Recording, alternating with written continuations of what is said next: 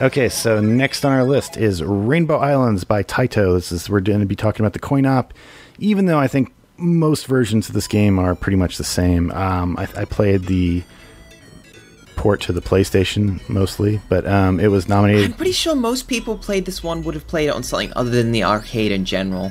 I don't think it didn't have nearly as big an arcade release as a lot of other titles. I'm not sure. Our sponsor was at Phoenix_Red on Twitter, who I don't think specified which one, but I just assumed it was the arcade. But I mean, this was we should just throw this out here. This was put out on just about every microcomputer ever made.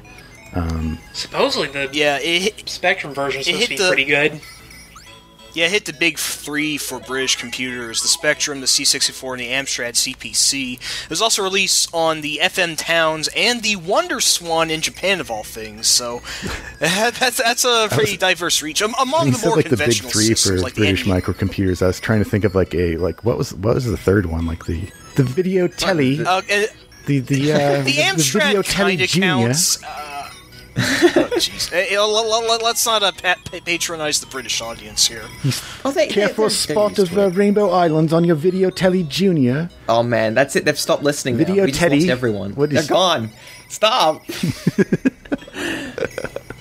Oh man, that was crumpet eating. Yeah, I mean, so it's like kind of a pseudo sequel to Bubble Bobble. I mean, it's called this continuation of Bubble Bobble, but I don't really It's really a prequel. There's not really a strong canon to Bubble Bobble in general. It's like no, we can hash this out. The Bubble Bobble lore is. I'm sure people care about this. No, but I mean, whatever it is, it is clearly it's a spiritual sequel. It's absolutely Predeceki sequel is we're gonna have to use that again. Okay, but if Bubble Bobble has a canon, where does Bust-A-Move fit in? I feel like that's kind of like Bust-A-Move's a prequel to Bust-A-Groove, right? No, we're talking about Puzzle Bobble. Yes. Yeah, that was a really weird naming thing that they did. Bust-A-Move had to be changed to Bust-A-Groove because Puzzle Bobble was called Bust-A-Move. It's a very I feel like that's like a offshoot timeline where they died in Bubble Bobble, and that's their like hellish Sisyphusian task is like endless Puzzle Bobble games, and they just keep. You just have to shoot the bubbles, and then you'll be free. Just shoot the bubbles. How many of these things do you think we can make? Lots and lots. Is there a new platform out? Game.com? Put it out there. Bubble Bobble is actually, not Bubble Bobble, sorry. Puzzle Bobble is a brilliant game because it doesn't really get affected by screen tearing at all, which is why it works so well on the handheld systems. But that's kind of an aside. Yeah, so back to Rainbow Island. So, I mean, we all know that Bubble Bobble. Just saying that name just makes you feel like maybe they didn't think about the name very carefully. Bubble Bubble. Well, it's memorable. If you can say it, you sound like freaking Mushmouth when whatever it is. So yeah, I mean, Bubble Bobble, one of us, was a single screen platformer type arcade game.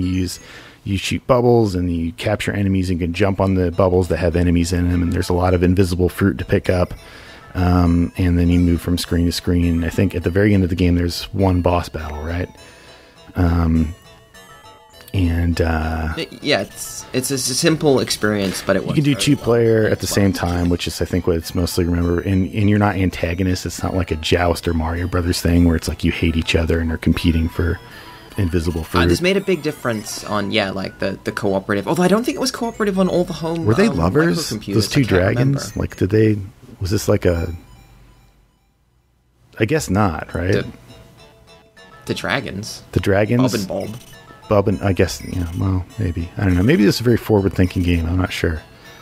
But it's. I admit I'm not like a huge fan of Bubble Bobble. Mostly if like your main method of attack, blowing bubbles.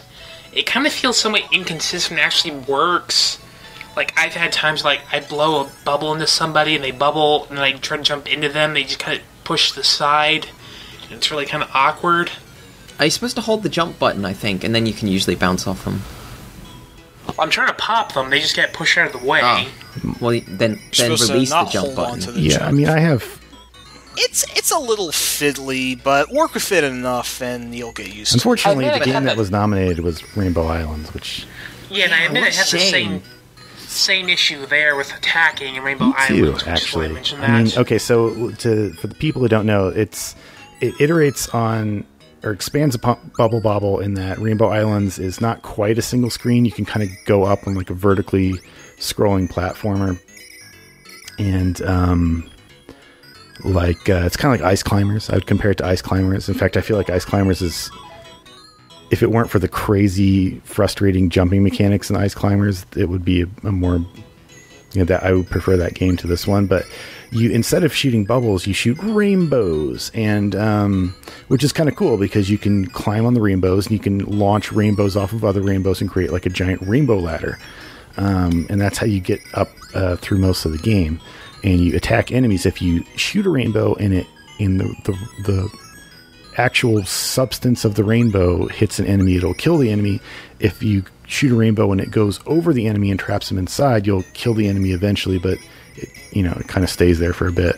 It's the invisible fruits are back for some reason, and at the end of every so many stages, you get to the top and there's a boss fight, which are incredibly frustrating. And my problem with the game is that the rainbow shooting mechanic, although it's cool, especially when you get like the double and triple rainbows, and it's like rainbow, rainbow, rainbow. It's like all the colors of the bow. It's really cool how it works. But the frustrating thing for me is that there's so many enemies coming at you in later stages of the game that it's when you're trying to kill an enemy that's on the same platform as you or hit a boss. And then you've got these rainbows that are just sitting there for a couple seconds. And if you try to move forward to avoid another enemy, you'll just walk up the rainbow and get hit by another enemy. And it happens to me so many times. And maybe I just suck, and I'm not sure how I can hold it against the game, my sucking. But well, it's like like Bubble Bobble is like a twitchy game. Like it's very twitchy. You shoot bubbles, you jump on enemies, you do it rapidly. Enemies move pretty quick by the time you get through it. The Rainbow Islands is the same way, but you don't have to worry when you shoot a bubble in Bubble Bobble. Like, you shoot a bubble, that's done.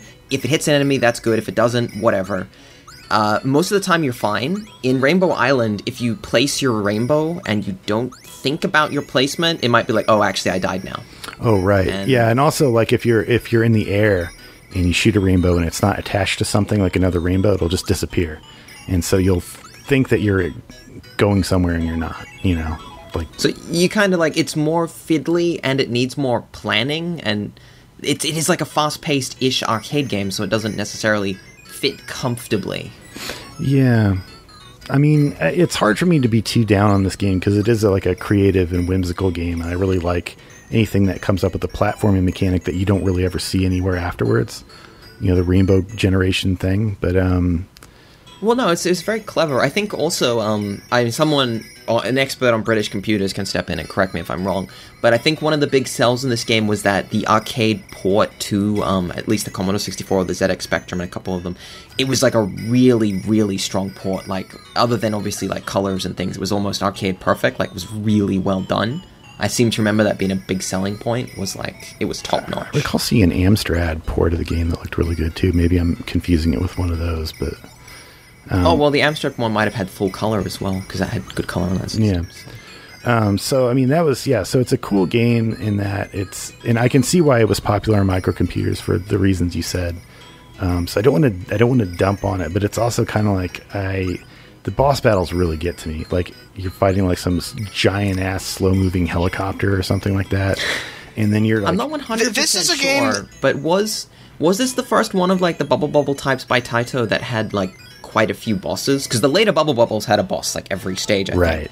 But I don't know if the other games that they made of this type before Rainbow Islands had bosses, so they might have just not really sort of... They were kind of just... I'm not sure if Taito did.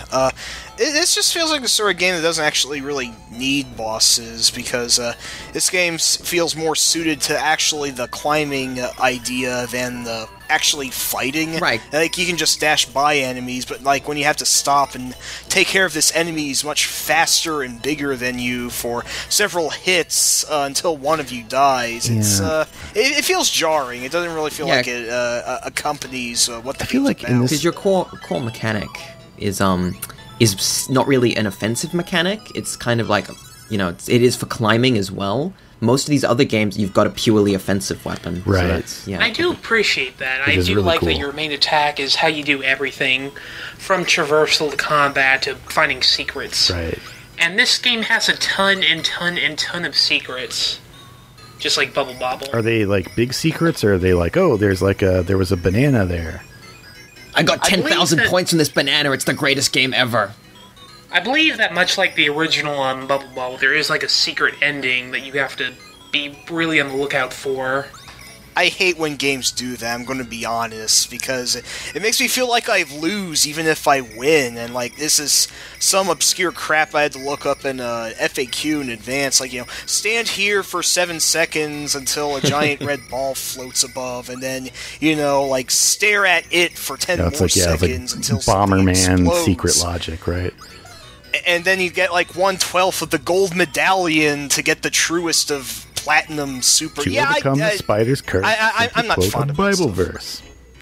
I mean, I agree with all those things. Like, I feel like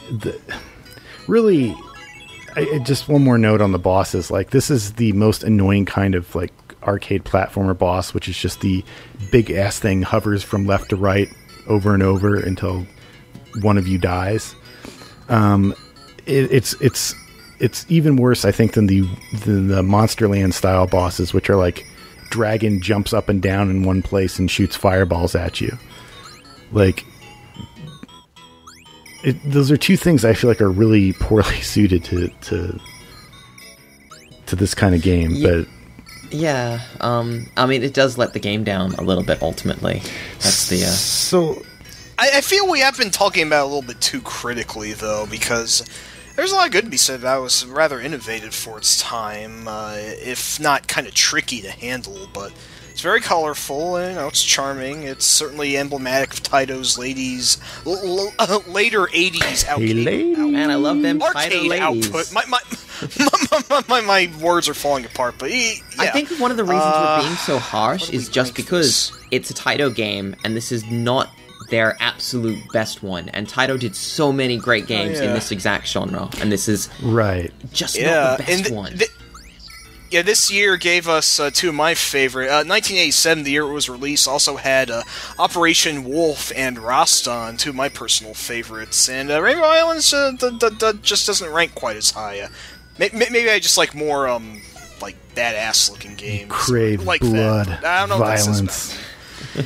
Yeah, I'm terrible. No, but I love the original Bubble Bobble. It's just I'm sad that Rainbow Islands doesn't do quite as much. And I'll also say, like, I don't like that the Bubble Bobble characters look really unique and cute, and then like the Rainbow Island and I think even the Parasol Stars characters, which was like the next game, are just like little munchkins. Yeah. They don't really. Those are actually Bub and Bob. They're freed of their curse. It's just I want them to stay dragons. I like that look a lot more. Well, they kept them as dragons in most of the other Bubble Bobble games because they're like, you know what, people like the dragons more because they look cuter, and everyone likes Bub and Bob. And Puzzle Bobble was a big hit, partially because of that aesthetic, I suppose. I feel like that's it. Yeah. Anyway, so let's rank this. Yeah. I mean, what are you guys thinking on this? What are you guys thinking? You guys thinking? Is this NFL Blitz level? Is this King's Quest V level? Is this Nightshade level? It's better than Eat the Cat. Oh, come on. Quit bringing that game up. A lot of things are better than Eek the Cat. Well, Cholera is better than Eek the Cat. As much as I like Nightshade, I'd rate it higher than that. It's above eSWAT. It's a better platformer game overall. I think more fun in general. I keep going up the list. Do we go? I gotta put it above Technocop. You can put it above Technocop. I think that's fair. Technocop I don't quite remember. Not above Uniracers, though. I think can it win in a music fight, or is the music kind of just not interesting in Rainbow Island? The music is just it's basically plagiarized somewhere over the rainbow with like an extra note. I think that loses it points. Yeah, not as charming as Bubble Bobble's constant theme. Yeah, it's like I'm glad way to go. Under pressure. So all right. Okay, so I think it's got to go below Uniracers. But I would put it above Technocop. Yeah, I'm absolutely fine with that. That's Technocop is one of those, like, it's a bad game, but there are so many memorable things about it that you just got to put it up there somewhere. And it's crazy. I don't know. I mean, you don't get to shoot triple rainbows. So well, I think that one thing that's great about Rainbow Island, I think why it deserves its place as a decent place, is just that they did try to really make a unique take on Bubble Bobble rather than just make Bubble Bobble. Yeah, they didn't come up with something, crazy ass thing that's totally different. They came up with something that feels like a logical,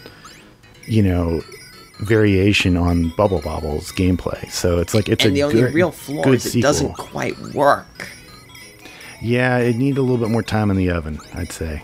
I honestly prefer Bubble Symphony, the arcade, more direct sequel to Bubble Bobble that pretty much is the original game but refined. Oh, Bubble Symphony would end up really high on this list, I think, because that is it's a great Bubble game. Bobble on the Taito F3 arcade system that I love so much. But yeah, below Uniracers. Well, we may get there later. I don't know. Yeah. Okay. So all right. So it's going right under Uniracers.